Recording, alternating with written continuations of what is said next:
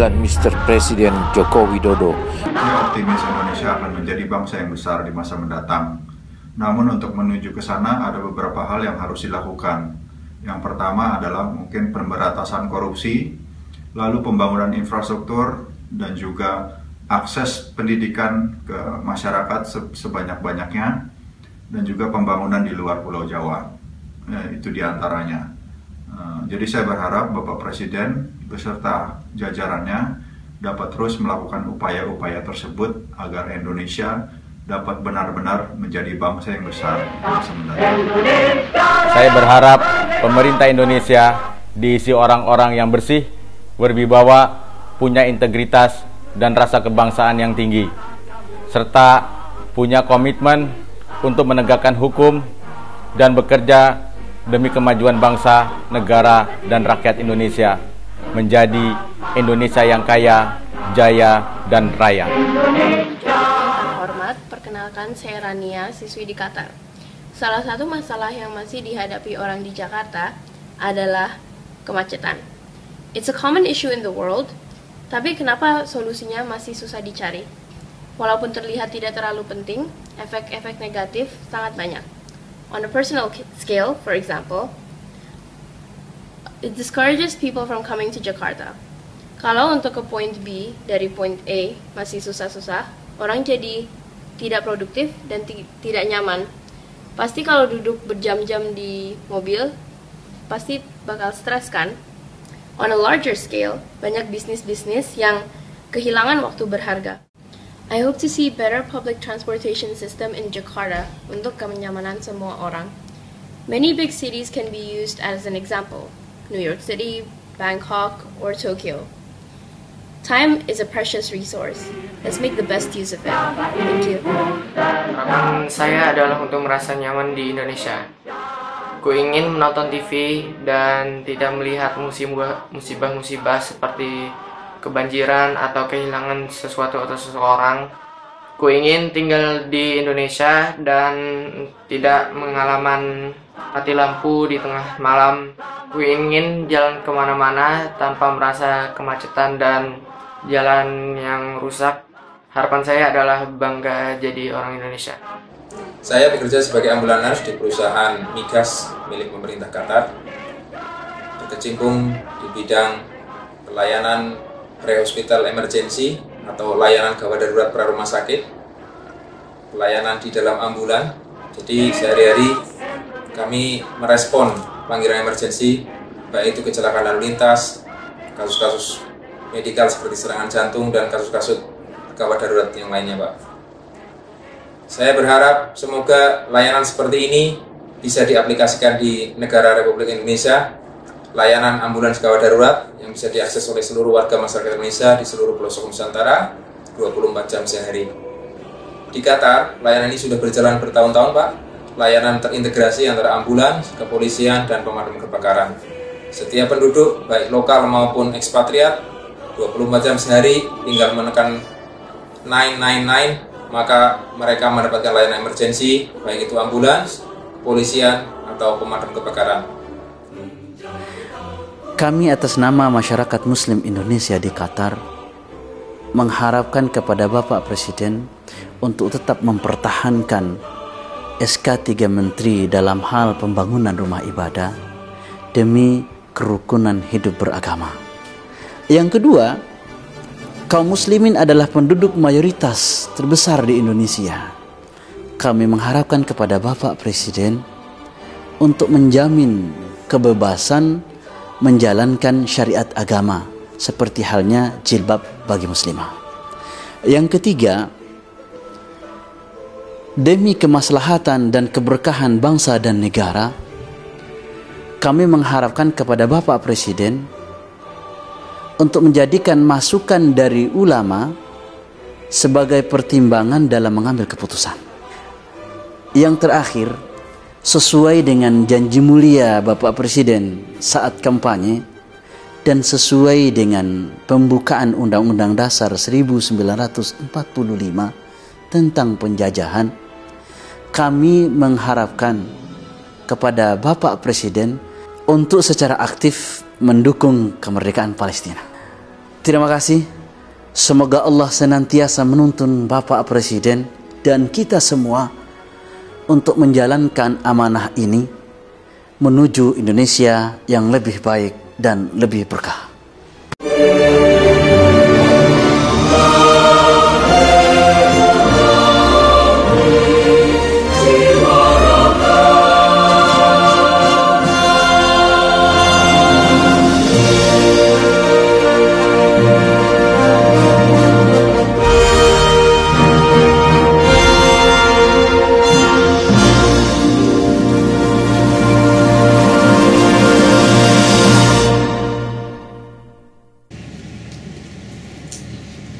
Assalamualaikum warahmatullahi wabarakatuh. Bismillahirrahmanirrahim. Alhamdulillahirabbil alamin. Wassalatu wassalamu ala asrofil anbiya'i wal mursalin. Sayyidina wa habibina wa syafi'ina wa maulana Muhammadin wa ala alihi wa sahbihi ajma'in, amma ba'du.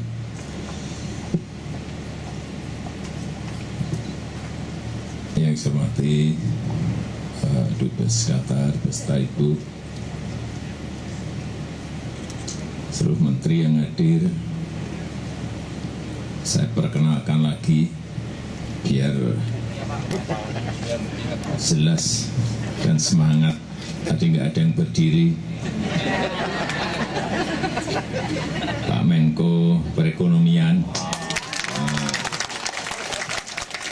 Pak Darmin Nasution, beliau dulu Gubernur Bank Sentral Indonesia, Gubernur BI. Yang kedua, Menteri Bappenas, Bapak Sofyan Jalil.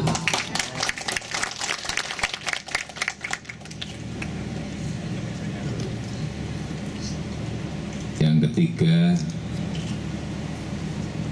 Bapak Sudirman Said, ini Menteri SDM, yang saya beri tanggung jawab untuk menjadi ketua urusan Timur Tengah. Jadi kalau ada yang mau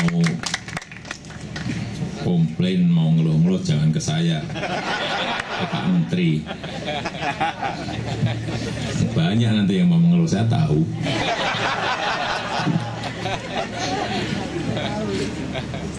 Terus Pak Setwapres, Kasetpres, Pak Jumala, beliau dulu duta besar di mana Pak? Di Polandia. Dan Bapak Alwi Shihab,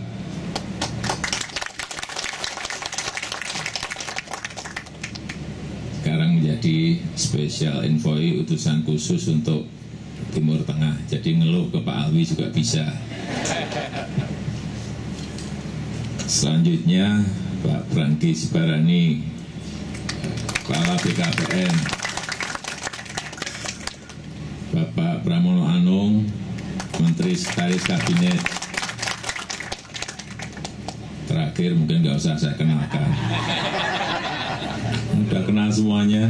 Bu Menteri Dalam Negeri, Bu Menteri keliru kan, Bu Menteri Luar Negeri,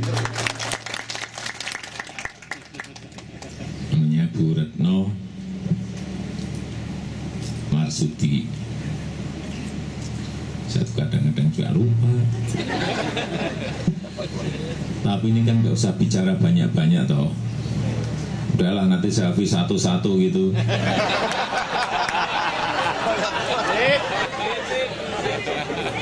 Nah, daripada saya ngomong ya, apa yang mau saya sampaikan?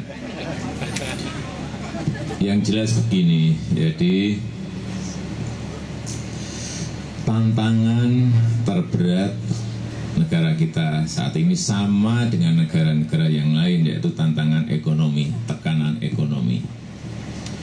Politik, stabilitas politik baik, keamanan, stabilitas keamanan juga alhamdulillah baik. Tapi ekonomi memang kita mendapatkan tekanan. Tapi juga tidak hanya Indonesia. Kalau dibandingkan dengan negara-negara yang lain, kita juga sebetulnya masih sangat baik. Coba kita bandingkan pertumbuhan ekonomi kita masih 4,7.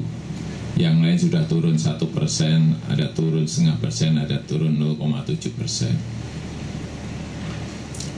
Kemudian tekanan terhadap currency kita, rupiah sekarang sudah 14 berapa hari ini? Kira-kira 14.300. Tapi ini perlu juga kita ingat, banyak orang yang menyampaikan terus dibandingkan sama 98, ya enggak? 98 dulu 15.000 sampai 16.000, benar. Sekarang 14.300, terus dibandingkan, waduh, jangan-jangan. Nah, tapi Bapak Ibu harus ingat, 98 itu berangkatnya dari 1.800, benar enggak? Meloncat menjadi 16.000, gitu loh. Berarti berapa kali? Hampir 7 kali lipat. Nah, yang sekarang ini kan kemarin 12.500 waktu saya masuk, dan tapi itu juga sebetulnya ya sama, memberatkan kita semuanya, karena memang kita terlalu banyak import barang dari luar. Oleh sebab itu sekarang yang kita kejar adalah substitusi barang-barang import itu. Misalnya impor beras, ya kejar supaya kita bisa swasembada. Daging impor, kedelai impor, jagung impor, gula impor, cabai impor, bawang merah impor, apalagi ya, garam impor, mah apa ibu-ibu, apalagi Bu, apalagi yang belum apa aja Pak. Padahal kita punya potensi, punya kekuatan untuk menyelesaikan yang impor-impor tadi, tapi memang butuh waktu. Kalau ini nanti ketemu kita tidak impor, baru gejolak-gejolak dolar apapun tidak banyak akan mempengaruhi kita. Dan justru sebetulnya kalau dari sisi kompetisi ekspor, rupiah pada posisi seperti ini kalau siap itu bagus sekali untuk kompetisi di pasar global, di pasar ekspor. Tetapi karena ada ketidaksiapan dari industri-industri kita yang berorientasi ekspor, justru kita terpengaruh karena banyaknya barang-barang impor tadi. Ini yang akan kita luruskan, sehingga sering saya sampaikan transformasi dari konsumsi ke produksi inilah yang memang baru kita ingin rubah, tetapi perlu waktu. Saya berikan perintah pada Menteri Pertanian, urusan pertama urusan beras, urusan jagung, urusan kedelai, ini saya berikan target 3 tahun harus selesai. Gula itu agak lama, mungkin bisa sampai 5 tahun. Daging itu lebih lama lagi, karena juga bertahun-tahun ini memang tidak kita desain agar peternakan di tanah air itu bisa berkembang dengan baik. Saya berikan contoh masalah beras saja, beras atau jagung. Saya pergi ke Merauke. Di sana ada lahan 4,6 juta hektar yang bisa ditanami beras atau jagung, tetapi tidak pernah kita siapkan untuk itu. Bayangkan sekarang sudah dikerjakan di sana dalam volume yang masih kecil, ribuan. 1 hektar bisa menghasilkan 8 ton karena tanahnya sangat subur. Kalau kali 4,6 juta berarti sudah bisa menghasilkan berapa? Hampir 35 ton per musim tanam. Kalau 3 kali berarti sudah 105 juta ton hanya dari Merauke. Padahal produksi beras kita sekarang dari Sabang sampai ke Merauke hanya 65 sampai 70 ton. Diselesaikan satu kabupaten saya rampung. Tapi nggak kita seriusi secara serius. Atau padahal di sekitar Merauke masih ada 4 kabupaten yang mirip-mirip punya lahan yang seperti itu, yang bisa juga ditanami. Coba bayangkan kita akan menjadi lumbung padinya dunia kalau kita seriusi betul. Tapi memang tidak memakai sistem pertanian kayak kita sekarang ini, harus dengan mekanisasi modern. Memang harus seperti itu. Ini contoh. Jadi memang konsentrasi kita ke depan adalah pangan yang pertama, menyelesaikan persoalan tadi. Yang kedua, infrastruktur. Infrastruktur ini sekarang kita memang baru fokus ke sana. Misalnya jalan tol Trans Sumatera dari Lampung menuju ke Aceh. Insya Allah dalam 2,5 tahun ini sampai Palembang selesai. Nanti dari Aceh menuju ke timur juga akan dimulai tahun depan. Banyak yang menyampaikan, Pak, duitnya dari mana sih buat tol gede-gede dan sepanjang itu? Kalau kita tidak segera mulai, semakin kita tunda, semakin itu akan semakin mahal harganya. Akan semakin mahal harganya. Karena apa? Nanti untuk pembebasan lahan pasti mahal sekali. Ini saatnya sudah. Ya kalau nggak kita paksa, kita akan mulai. Kemudian kayak jalur kereta api di Sulawesi mungkin akhir bulan ini, insya Allah juga akan kita mulai. Karena sebenarnya mau groundbreakingnya mau Agustus kemarin. Saya tanya, hanya groundbreaking saja belum jadi, nggak mau saya. Saya mau ke sana, kalau sudah jadi minimal 5 kilo. Jadi saya lihat relnya sudah ada ya. Tinggal groundbreaking nerusin terus. Nanti groundbreaking nggak mulai-mulai, saya ada yang ngomong groundbreaking aja gitu. Nggak dimulai, Pak. Enggak, saya sekarang nggak mau seperti itu. Setelah groundbreaking 3 bulan pasti saya cek. Setiap 3 bulan pasti saya cek. Saya pastikan bahwa setelah dimulai itu pasti ada perkembangannya. Kalau enggak ya awas. Kalau enggak menterinya dicopot ya dirutnya BUMN copot, gitu aja. Kalau saya tuh orangnya kayak gitu, copot ya copot gitu aja. Nah kalau enggak gitu gimana? Pekerja ditunggu-tunggu rakyat. Yang Pak dimarahi pertama Pak saya kan. Presiden apa itu? Hanya groundbreaking. Nggak mau saya. Kemudian di Papua, insya Allah tahun depan semester kedua itu juga kereta api akan dimulai. Kenapa seperti itu? Kenapa kereta api ya paling murah untuk distribusi logistik, transportasi yang murah ya kereta api. Bayangkan di Papua, saya sering ceritakan, di Jawa semen berapa? 70.000. Di Papua, di puncak, saya memberitahu saat itu waktu ketemu dengan bupati-bupati. Coba bayangkan sekarang di Papua 1,5 juta, ada yang interupsi Pak, bukan 1,5 juta. Waduh, saya pikir keliru saya. Terlalu tinggi. Bukan 1,5 juta Pak, 2,5 juta Pak di kabupaten saya. Bapak Ibu bisa bayangkan keadilannya ada di mana seperti itu. Di Jawa 7.000, di sana sampai 2,5 juta satu sak loh ya.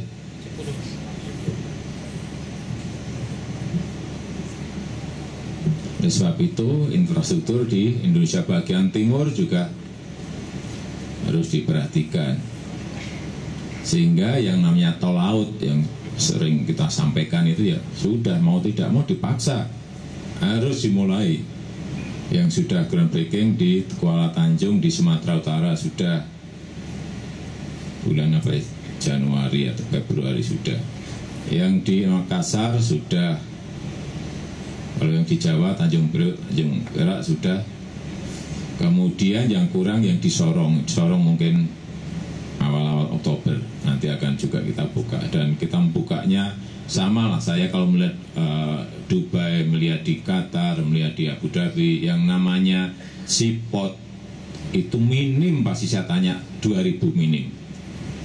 Kalau di kita pelabuhan 10 hektar, 5 hektar, 15 hektar, setelah itu kanan kirinya jadi kota, nggak bisa memperluas. Problem masalah di Tanjung Priok, masalah di Tanjung Perak, masalah di Tanjung Mas Malang juga masalah, di Medan juga masalah, di Makassar juga masalah, nggak bisa ekspansi lagi. Oleh sebab itu saya perintah pada gubernur kalau mau buat pelabuhan baru minim 2000,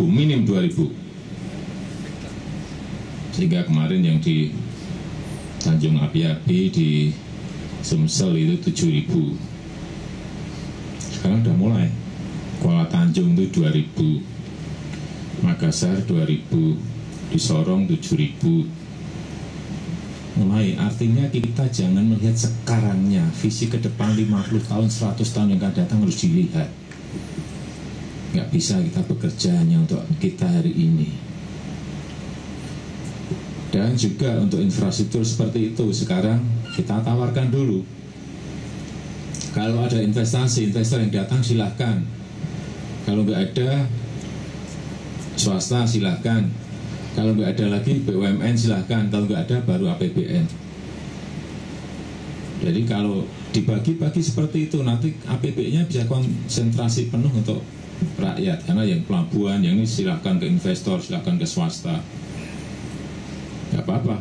Jalan tol misalnya, kenapa harus pemerintah? Nggak perlu, investor silahkan. APBN konsentrasinya ke pendidikan, ke kesehatan, ke irigasi untuk petani, ke waduk untuk petani, ke pertanian, ke petani, ke nelayan. Kita memang arah ke depannya kan seperti itu.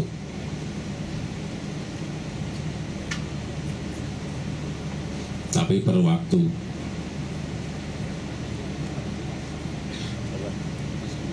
Saya meyakini, insya Allah dengan kerja fokus seperti itu, hasilnya akan bisa kelihatan mata. Insya Allah.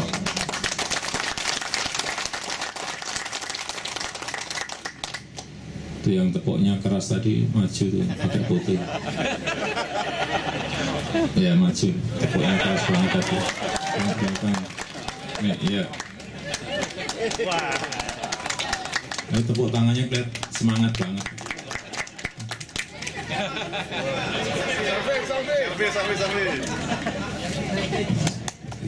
Selfie dengan saya.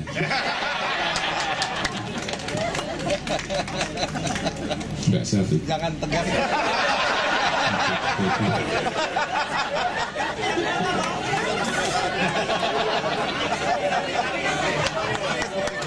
Dan ambil. Itu bukan meter loh, Pak.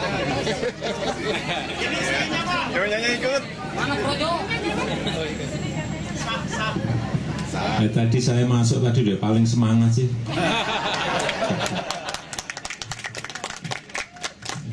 Silakan, Pak. Terima kasih. Sudah.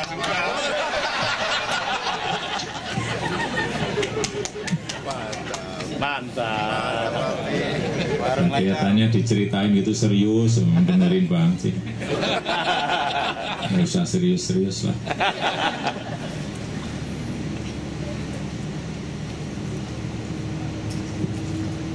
Tadi saya masuk ke sini tadi, apa ini ada yang mau mantu?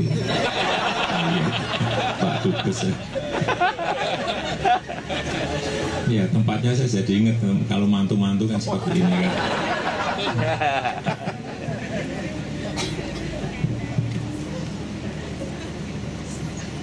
Ya itu mungkin sedikit yang bisa saya sampaikan pada kesempatan yang baik ini. Jadi memang sebetulnya banyak hal-hal yang ingin saya sampaikan, tetapi memang ya nanti lain waktu kan kesini lagi insya Allah. maritim. Ya maritim tadi masalah yang berkaitan dengan tol laut. Yang kedua juga sekarang ini kita ingin carikan partner antara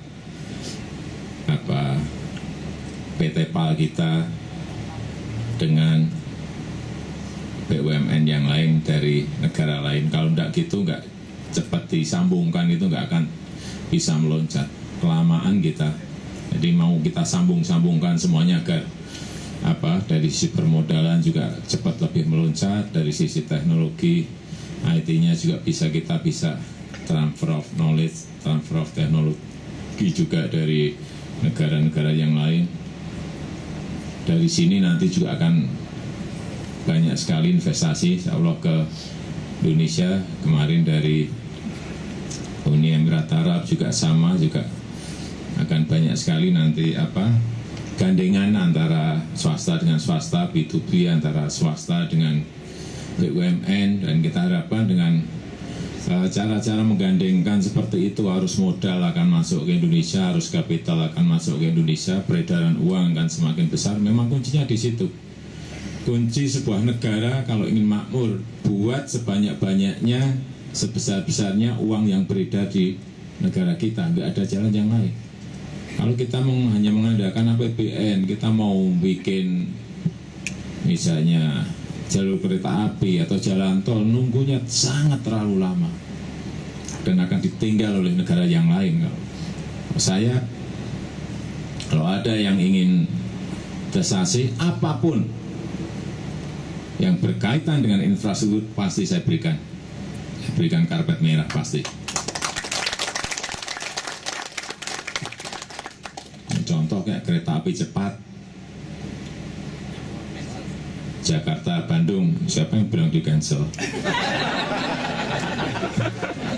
Misalnya Jakarta Bandung kereta api cepat, ya kan? Kenapa saya berikan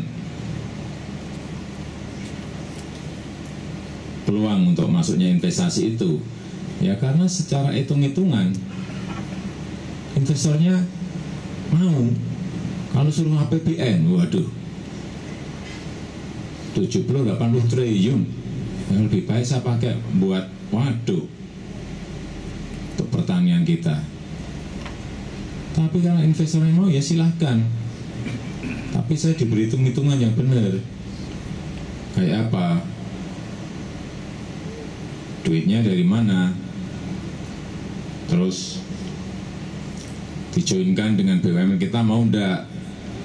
Mau. Kalau mau, nanti menggunakan barang-barang dalam negeri atau mereka bawa dari sana, semuanya harus hitung. Terus pengembalian berapa tahun, tiketnya masyarakat bisa naik atau tidak. Kalau itu clear, ya silahkan. Pemerintah sisi regulator saja, terus menyiapkan trasenya ada di mana, silahkan. Tapi dihitung, tapi hitung-hitungan jelaskan. Kemarin yang saya berikan perintah hanya 3. Yang pertama, tidak menggunakan APBN. Yang kedua, tidak memakai jaminan pemerintah. Yang ketiga, itu urusannya B2B. Tapi BUMN dengan BUMN atau swasta dengan swasta, silahkan. Kalau saya nunggu hitung-hitungannya, kalau hitung-hitungannya masuk akal, ya yuk silahkan jalan. Jadi bukan dibatalkan, siapa yang bilang dibatalkan? Salah berjalan. Bukan dibatalkan, hitung-hitungannya kemarin ada alternatif, tapi saya belum dapat hitung-hitungan secara konkret. Kereta api yang 350 km per jam berapa, yang 250 km per jam berapa, mana berikan kepada saya. Karena itu keputusan politik. Mungkin hitung-hitungan secara ekonomi agak berat, tapi ada jangka panjangnya, sisi sosial ekonomi yang lain yang kita bisa kerjasama, bisa transfer teknologinya ada, ya kenapa tidak? Atau ada hal-hal yang lain yang menguntungkan negara kita. Memang harus seperti itu. Jangan juga terlalu ikut dan disetir oleh investor. Nggak mau saya.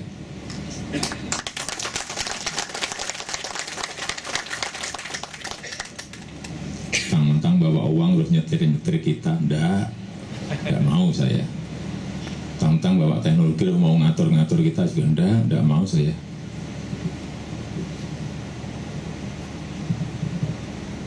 Ya mungkin itu saja yang bisa saya sampaikan. Udah urut aja lah selfie satu-satu gitu.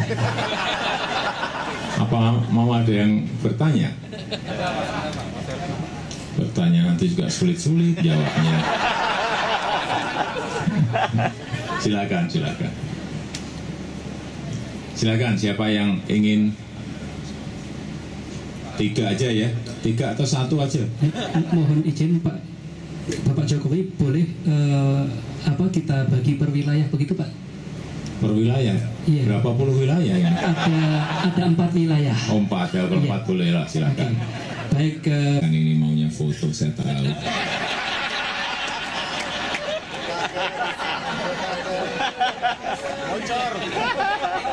Itu hanya taktik aja.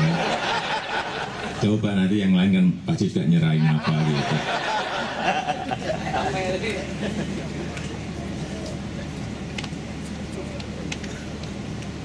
Ya tadi Pak, pertama Pak Brata dari Dukan tadi.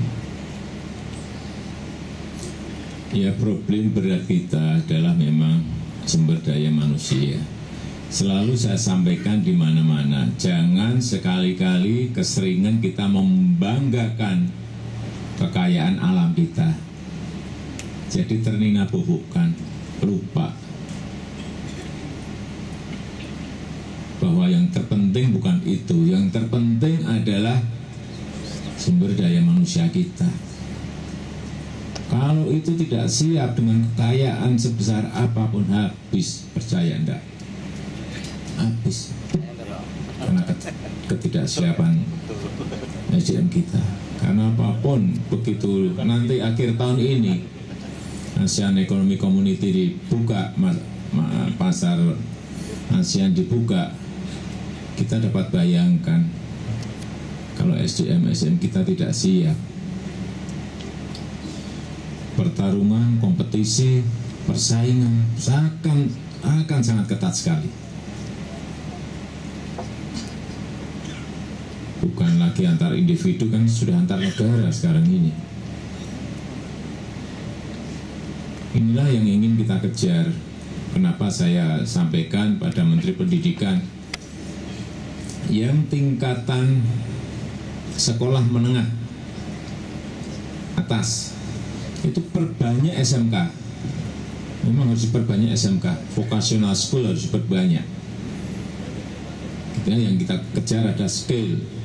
Setelah itu masuk ke tingkat lebih ini, politekniknya yang diperkuat. Saya melihat nggak di Jerman, nggak di Jepang, nggak di Korea Selatan, negara-negara yang punya daya saing sekarang ini, saya lihat selalu kuncinya ada di situ. Mereka selalu masuknya ke politeknik, di setiap kota ada teknoparknya, selalu ke sana. Kemudian di universitas sendiri adalah bukan science base gitu.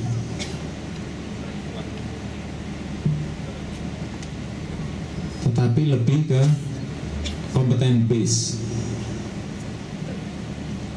Jadi begitu masuk ke pasar yang sebenarnya betul-betul siap, betul, tidak hanya dengan teori tapi langsung ke prakteknya langsung siap. Ini yang akan kita kejar. Tapi kita akan sudah kedahuluan, nanti akhir tahun ini sudah kebuka ASEAN Economic Community. Beberapa memang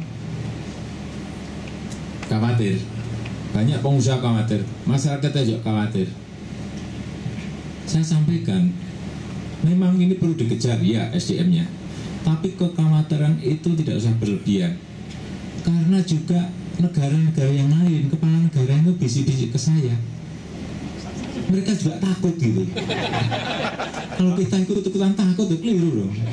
Bisik-bisik saya, waduh saya takut kalau Indonesia nanti menyerbu kita. Indonesia kan 250 juta penduduknya dan kompetitif. Mereka juga kompetitif itu.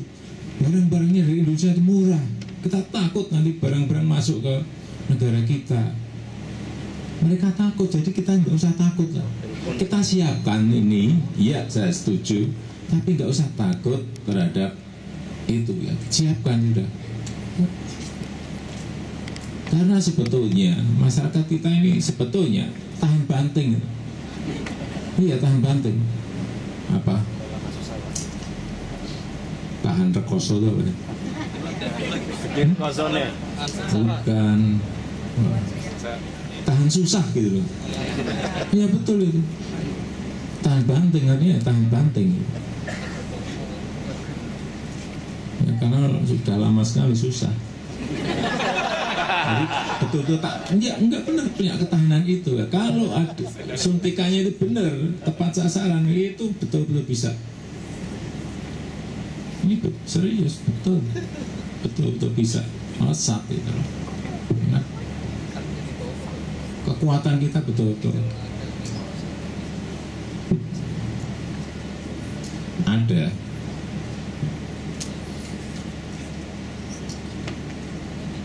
Nanti untuk KTLM, sertifikasi dan sentralisasi tadi biar dijawab Bu Menteri Luar Negeri, tanggung jawaban Bu Menteri. Masa semuanya saya.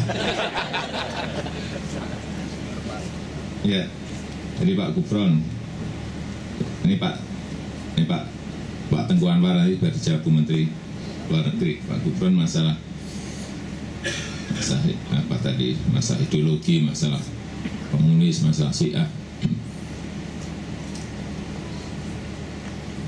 Kita ini kan didesak terus untuk pelanggaran HAM, dan itu kan dibicarakan antar yang semuanya yang terkait dengan itu. Baru dibicarakan saja sudah ramai. Kertasnya lewat di meja saya tidak gitu loh.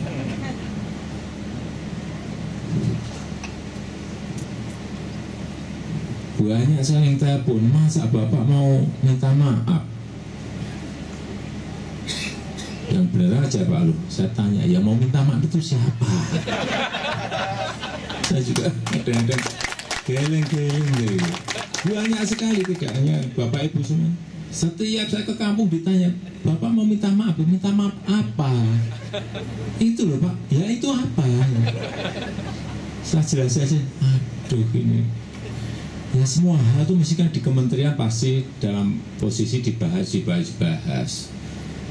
Tapi keputusan kan nanti kalau sudah masuk di meja saya, kertasnya aja masuk 1 lembar juga enggak, yang di luar sudah ribut. Katanya 17 Agustus nanti di dalam pengantar APBN di Dewan akan menyampaikan permintaan maaf. Siapa? Nggak ada. Kertasnya masuk ke meja saya aja juga nggak ada.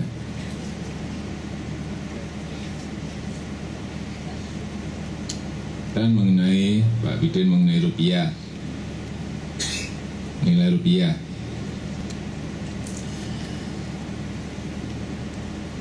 ya kenapa saya muter ke Saudi, ke Uni Emirat Arab, ke Qatar? Karena yang kita butuhkan sekarang ini adalah capital inflow, arus uang masuk, arus modal masuk. Dari mana uang itu masuk? Ya dari yang punya uang, ya enggak? Terus mestinya kita lihat siapa yang punya uang, ya ketemu. Ya mestinya kita dekati.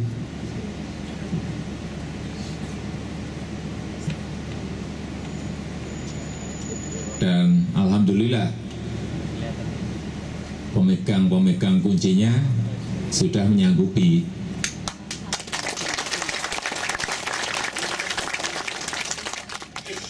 Saya kalau setiap pertemuan bilateral pasti saya minta 4 mata. Minta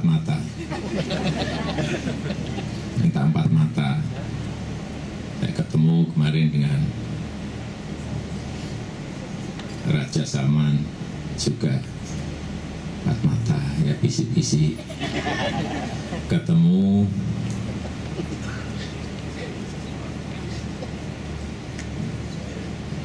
Crown Prince Abu Dhabi Syekh Muhammad juga dia jemput saya sampai di pesawat. Raja Saudi juga jemput sampai di pesawat. Waktu turun di Abu Dhabi dijemput di pesawat, terus ditarik masuk ke mobil, disetiri sendiri oleh beliau. Coba saya kaget juga, nyetirnya ngebut banget.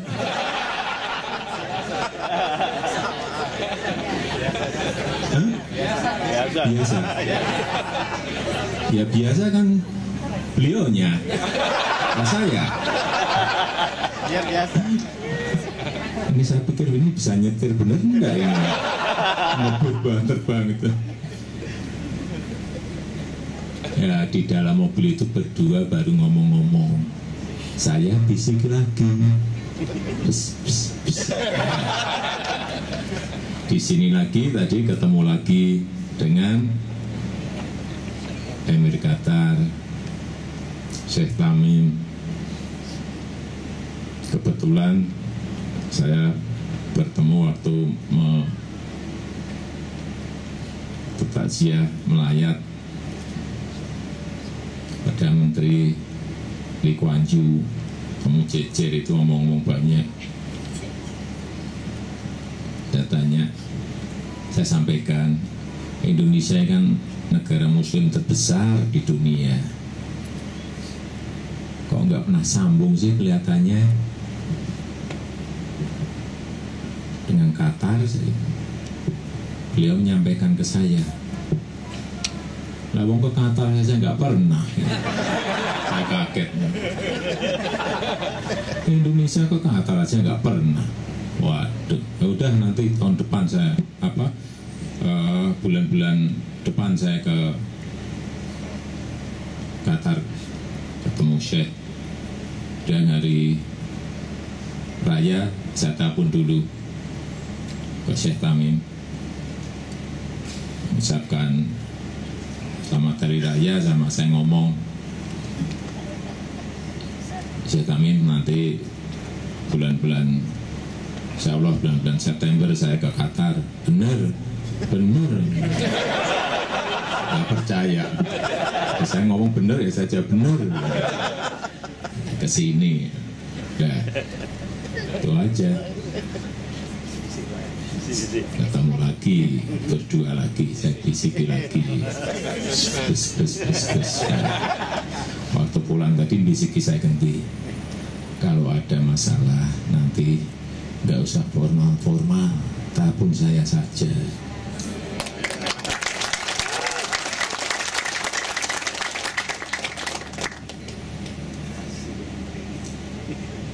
Itu kenapa kita ke 3 negara ini. Keperluannya adalah arus modal masuk, arus uang masuk. Karena dengan itulah ada kepercayaan.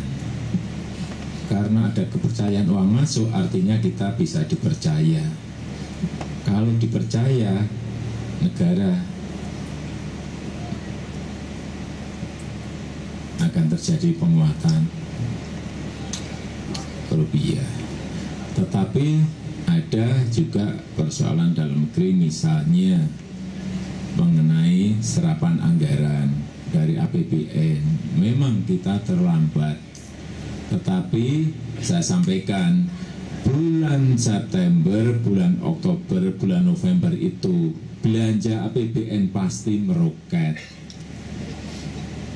Tapi di sosial media dibalik, karena ekonomi akan meroket.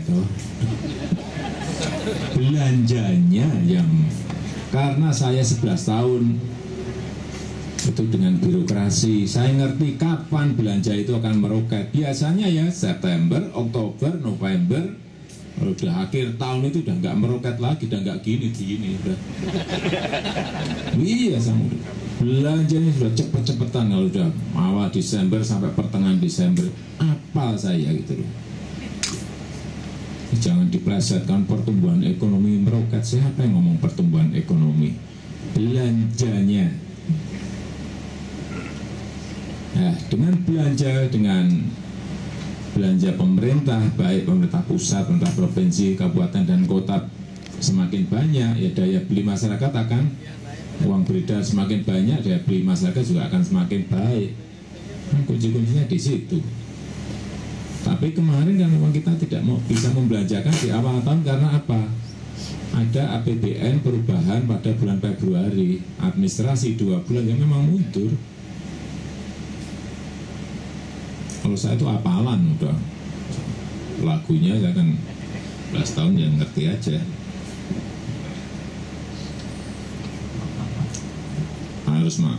Harus uang masuk, kemudian belanja pemerintah. Dan yang ketiga, masalah yang berkaitan dengan deregulasi.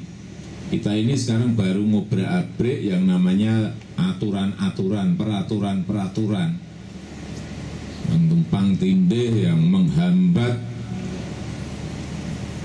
pergerakan masyarakat, menghambat pergerakan dunia usaha, semuanya. Kemudian kita kumpul-kumpul, baik yang berupa peraturan menteri, baik yang berupa peraturan presiden, keputusan surat keputusan presiden, baik juga yang berkaitan nantinya undang-undang yang harus kita revisi dengan dewan. Ini yang menjerat kita sendiri, membuat aturan menjerat kita sendiri. Karena sekarang apa? Perubahan ini cepat sekali. Nah, kita kalau aturannya banyak sekali, bingung sendiri mau jalan sana kena aturan, menuju ke sana kena aturan lagi. Kemarin sudah kita kumpulkan ada 1000 berapa Pak? 100-an ya. Coba 1100-an peraturan yang menghambat diri kita sendiri. Bayangkan, peraturan yang buat kita sendiri, yang membingungkan kita sendiri. Ini persoalan besar kita ada di situ. Yang baru mau kita kerjakan kemarin dapat berapa? 90 berapa? 134. Coba peraturan satu aja bikin pusing, ada 134 yang sudah kita potong. Pusing semuanya ya, masyarakatnya pusing, dengan saya pusing, kita aja yang membuat juga pusing ya. Ya membuat kan kita sendiri sebetulnya, membuat diri kita pusing sendiri. Aturan banyak sekali dan membingungkan kita, menghambat perjalanan kecepatan memutuskan kita. Iya, kita putuskan ini kecegat aturan itu, kita putuskan ini kecegat aturan yang lainnya. Nggak ngerti, saya nggak ngerti betul.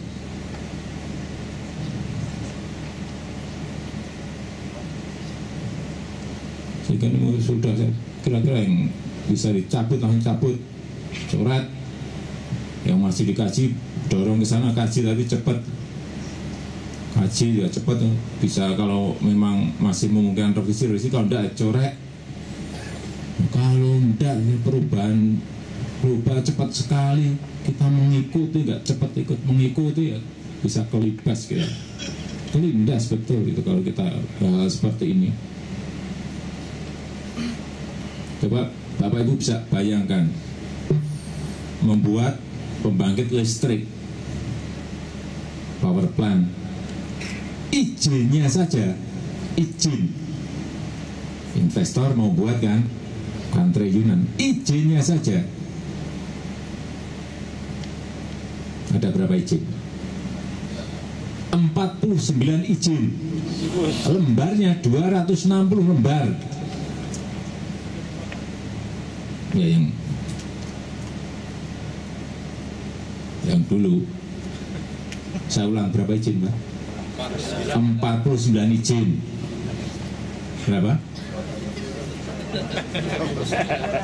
Saya ingin mengulang-ulang yang 49 izin tadi loh. Kalau denger aja dah. Bayangkan ngurus satu izin aja Bapak Ibu pusing. Bapak bisa bayangkan. Saya tanya kenapa listrik kita terlambat setiap saya ke kabupaten, ke provinsi di Jawa maupun di luar Jawa, selalu yang diomongkan, Pak, listrik kita sehari mati 10 kali, mati 4 kali, mati 6 kali. Sehari hanya hidup 4 jam, 6 jam ya Pak. Semua seperti itu. Saya kan jangan ada apa ya. Saya tanya ke investornya, kenapa sih Bapak nggak cepat-cepat punya duit? Enggak punya Pak, saya punya Pak. Terus kenapa lama? Izin saya Pak ini sudah 3 tahun Pak belum selesai. 3 tahun, saya sudah jengkel 3 tahun. Ketemu lagi saya tanya investor, gimana? Lama, nggak punya duit pasti ya gitu. Punya Pak, saya ngurus izin Pak ini udah 4,5 tahun Pak. 4,5 tahun. Terakhir saya ketemu investor di Palembang. Jengkel juga saya udah mudah betul-betul jengkel sekali udah.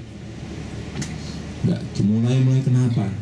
Pak, saya ngurus izin saya udah nggak sanggup Pak. 6 tahun Pak, saya mundur Pak. Pak ngurus izin 6 tahun terus gimana? Karena juga banyaknya juga seperti itu. 49 udah mulai apa kan? 49 izin. Biasa jadi menteri. Bayangkan. Pusing enggak? Pusing, ya mau ngurus pasti pusing dan sudah mundur dulu sebelum memulai. Ini baru contoh ngurus power plant. Satu masalah aja. Ini yang terus kita lakukan di regulasi ya seperti itu. Kalau itu bisa kita lakukan, saya yakin insya Allah yang namanya investor gemberuduk. Gemberuduk itu apa? Kemeruyuk. Berbondong-bondong kemeruyuk. Berbondong-bondong ke kita, pasti itu. Udah, kita ngurusin langsung urusan rakyat, yang urusan gede-gede seperti itu, silahkan investor aja. Oh buat jalan juga nanti kalau selesai nggak mungkin kan dia nggak senang dibawa jalannya pulang kan nggak mungkin. Ya karena kan ada yang rakyat yang tanya, Pak itu gimana jalan kok yang membuat investor-investor? Ya kenapa sih dibuatin jalan kok nggak mau? Kalau dia bosan sama jalannya kita ambil aja dia suruh pulang kan nggak bisa bawa jalannya itu. Oh gitu ya Pak? Iya. Nggak dijelasin cara-cara sederhana seperti itu ada yang rakyat itu. Semuanya kok diberikan investor, buat pelabuhan bilang investor. Nah kalau kita kerjain sendiri berapa puluh triliun, berapa ratus triliun, duitnya dari mana?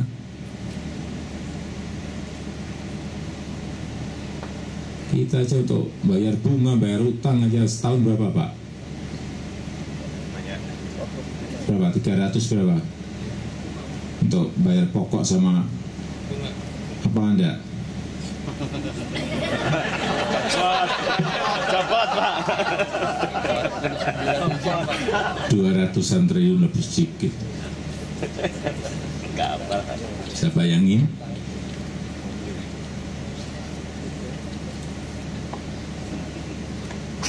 Ya itu strateginya. Kalau diregulasi itu terus secara konsisten kita lakukan setiap bulan terus potong. Yang tersisa hanya memang harus izin, betul-betul izin ya itu baru. Saya berikan contoh. Ini saya pernah investasi di Dubai. Kapan ya mungkin ya, udah lama mungkin 15 tahun yang lalu. Bawa syarat, saya masuk ke kantor ekonomi. Cek syaratnya, oh ya, Bapak ke kantor notariat, gedungnya di sebelah kantor ini. Saya ke sana, cek, tanda tangan, tek.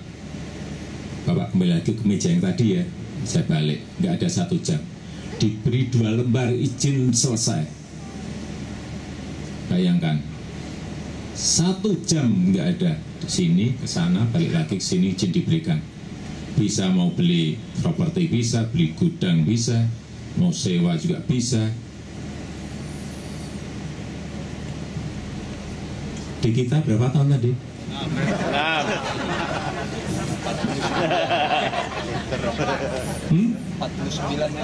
Oh nggak jadi tadi Kak, udah bosen mundur tadi investornya. Enggak, itu fakta. Ya nggak usah kita tutupi, tapi harus diperbaiki seperti itu. Nggak apa-apa kok. Masih ada yang belum baik, kan saya ungkapkan apa adanya, tapi harus diperbaiki ya. Sistemnya diperbaiki, birokrasinya diperbaiki.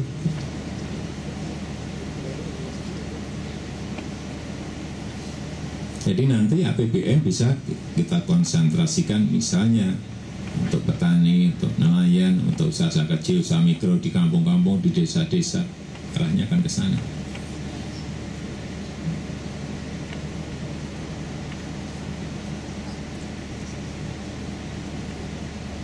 Karena menurut saya petani dan nelayan kita ini sekarang kalau didampingi, ada yang mendampingi, itu sebetulnya daya produksi mereka itu sangat bagus sekali. Ada yang mengarahkan. Kemudian kalau sudah berproduksi, ada yang membeli. Sehingga ini mulai tahun depan Bulog sudah saya tugasi untuk itu. Kalau gudangnya, cold storage-nya selesai, apapun yang diproduksi oleh petani beli. Kalau stoknya, ya kalau nggak ada gudang yang storage-nya, ada cold storage-nya kan nggak bisa jangka 6 bulan atau setahun, atau lebih 2 tahun misalnya, ya sulit. Tapi kalau kita punya itu,